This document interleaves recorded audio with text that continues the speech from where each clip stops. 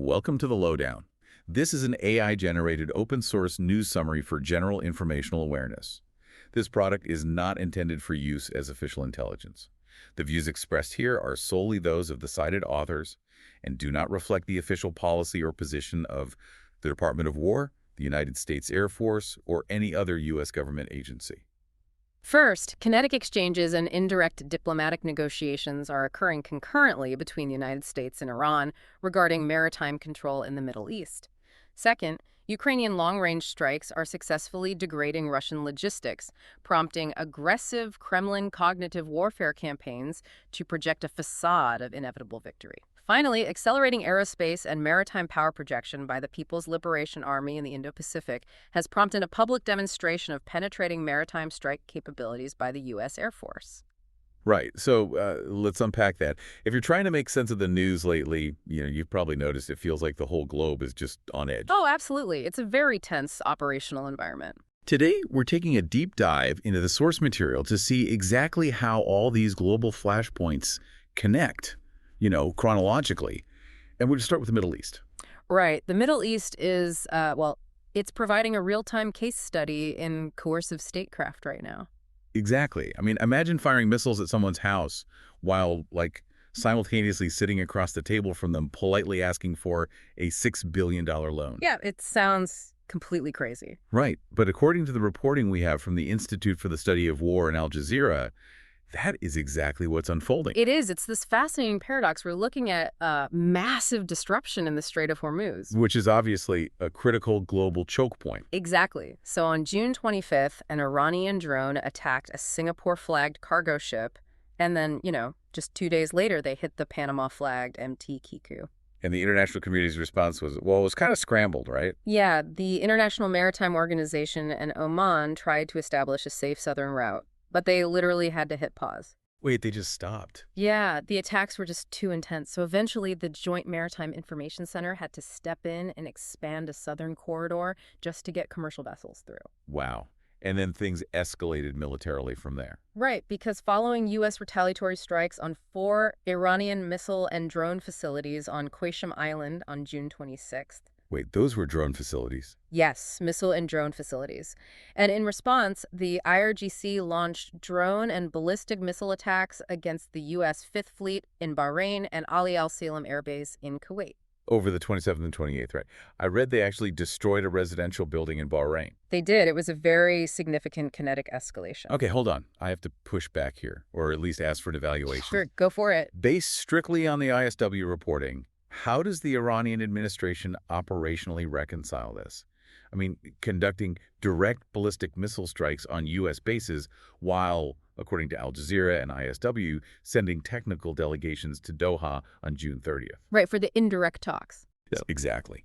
To implement Clause 11 of that Memorandum of Understanding and get $6 billion in frozen assets released, how do they reconcile bombing and negotiating at the exact same time?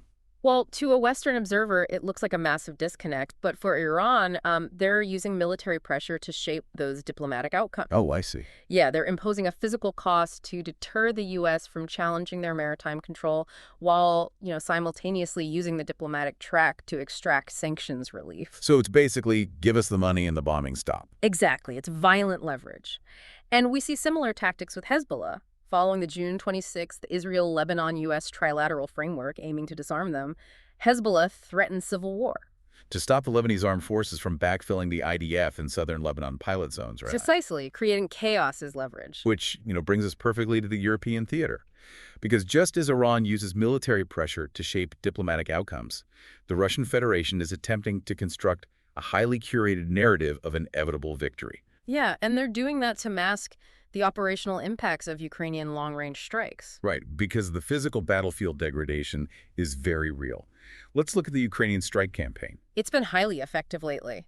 Overnight, on June 26th and 27th, Ukraine used FP-5 Flamingo cruise missiles against the Titan barricade plant in Volgograd. And just for context, that plant produces components for the Iskander-M, Topol-M, and yours ballistic missiles, right? Exactly. Taking that offline is a huge logistical hit.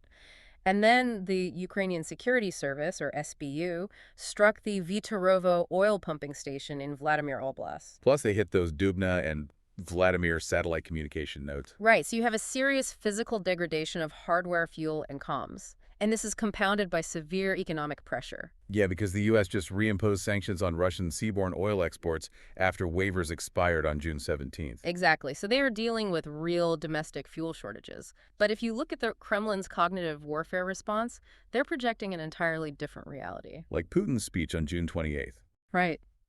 Speaking to the United Russia Party Congress, he projected absolute strength, completely rejected diplomatic solutions, and vaguely acknowledged, difficult times while promising to fulfill all social obligations. And the Ministry of Defense is going even further, right? Uh-huh. ISW reports they're likely using AI-altered footage of flag-raising events. Yes, in places like Novoselyovsk, they're trying to exaggerate their advances in Donetsk Oblast. Even though ISW assesses that Russian forces haven't actually secured those areas. Exactly. They are faking tactical victories, but they are still launching actual attacks. I mean, massive drone waves. They launched 129 drones on June 26th and 27th. Wow. And then another 108 targeting Ukrainian fuel and rail infrastructure just a couple of days later. Okay, but analytically, I have a question about the sustainability of Putin's information operations here. Okay, what's the friction point? Well, Defense Minister Belousov recently held a meeting with co-opted mill bloggers where they openly discussed air defense vulnerabilities. Right, that did happen. So how does the Kremlin manage the friction between claiming total victory with AI videos while simultaneously letting bloggers talk about real fuel shortages and air defense failures? It seems totally counterintuitive. It seems counterintuitive until you look at the mechanics of it. It's a curated release of pressure. By allowing trusted bloggers to discuss air defense issues, it creates this facade of transparency. A pressure valve, basically. Exactly. It redirects the blame to localized technical issues rather than the systemic failure of the overarching strategy. That makes sense. But while the front line is highly contested and full of these manufactured narratives, Russia is executing a very real, long-term demographic strategy behind the line of contact. Yes, and this is a crucial update. Russia has occupied approximately 20% of Ukraine for over 4 years now. And their overarching strategy for that territory is resettlement. Right. According to ISW, Moscow is actively running a systematic campaign to repopulate occupied areas with Russian citizens. They're essentially trying to Russify Ukraine by forcibly remaking these areas in Russia's own image. Exactly. And occupied Mariupol is really serving as the epicenter of this resettlement campaign. Okay, but from an operational standpoint, I have to ask. Yeah. How does this demographic shift complicate things? Complicate what exactly? If Ukraine plans a conventional counteroffensive to retake an urban center like Mariupol, how does an intentional influx of Russian citizens complicate the planning and execution? It complicates it immensely. It creates an incredibly dense and difficult civilian environment. Like human shields, almost. In a way, yes. It forces Ukrainian forces to navigate highly restrictive rules of engagement, slowing down any kinetic push. While allowing Russia to immediately claim Ukraine is targeting civilians. Precisely, which is incredibly insidious. And, drawing a parallel here, we see similar territorial strategies playing out in the Indo-Pacific. Right. The European theater has direct echoes in the People's Republic of China's expanding maritime and aerospace jurisdictional claims. Yeah, according to ISW in 1945, the PRC is seriously expanding its maritime coercion east of Taiwan. Yes. They're using research vessels like the Shangyanghong 22 and Chinese Coast Guard patrols to push activity into those waters. And state media is literally calling this area nearshore waters. Right. Which is a deliberate effort to erode Taiwanese sovereignty. And it frees up the PLA Navy, the plan, right? Exactly. It frees up plan assets for operations beyond the first island chain. For instance, the Liaoning aircraft carrier just completed a 40-plus day deployment in the South China Sea and West Pacific. That's a huge demonstration of improved sustainment capability. It is, and they're matching this naval expansion with major aerospace developments. The PLA Daily just published the first official footage of the DF-17 medium-range ballistic missile. Wait, equipped with the DF-ZF hypersonic glide vehicle, right? Yes, and that vehicle is capable of Mach 10 and extreme in-flight maneuverability. Which is terrifying. And then you have the economic retaliation. Right. In response to the U.S. expanding the 1260H list, China's Ministry of Commerce restricted exports of dual-use rare earth items to U.S. companies, like MP Materials. And banned government purchases from U.S. defense contractors. Yes. But perhaps the most talked about development is the aerospace reveal from 1945. Right, the sixth-generation fighter. They officially showed a 1-second clip of the J-36, nicknamed Little Six, in a Y-20 anniversary video. Yeah, it's described as a tailless tri-jet design. Reports say it had its first flight in December 2024 with an estimated 2,000-kilometer combat radius. Positioning it as a direct competitor to the U.S. F-47 NGAD program. Exactly. But I have to push back on these J-36 capability claims. Okay, what's your take? Based on the 1945 source, despite this official tease and the reported 3 prototypes, we lack so much data. That's true. Right, there's no confirmed payload, no data on sensor fusion, no engine specs. How do you definitively classify this as a fully operational 6th-generation platform? Can you distinguish the confirmed facts from just, PLA strategic signaling? Well, you really can't classify it as fully operational yet. The fact is they have an airframe. But the lack of internal data means this is heavily skewed towards strategic signaling. So they're just flexing. Basically, they want to project technological parity to complicate U.S. defense planning, even if the actual sensor fusion and engine tech aren't fully matured yet. Which makes total sense. Yeah. And in direct response to these expanding anti-Caesarea denial, or A2AD, bubbles established by the PLA, the U.S. is publicizing new integrations of its own penetrating strike assets. Right.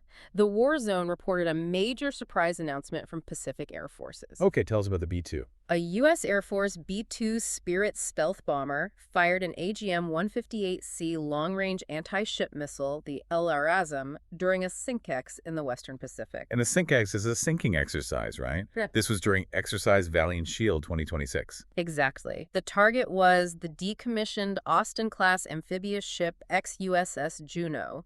It was sunk roughly 200 nautical miles off the coast of Guam. And a Japanese submarine delivered a final torpedo blow, if I remember the reporting correctly. Yes, but the B-2 integration is the main headline here. This is the first known integration of the stealthy LRASM into the B-2's arsenal. And the LRASM is no joke.